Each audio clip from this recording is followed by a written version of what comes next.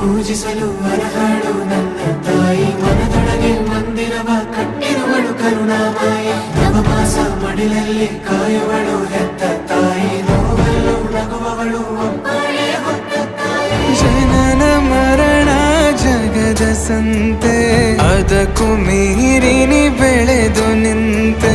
ಕರುಣೆ ಸಹನೆಯ ಮೂರ್ತಿಯಂತೆ, ದೇವರಿಗೂ ನೀ ಸ್ಫೂರ್ತಿಯಂತೆ. ಅದೃಷ್ಟವು ನನ್ನ ಪಾಲಿಗೆ ನಿನ್ನ ಕಂದನು ನಾನಾಗಿ ಹೇ.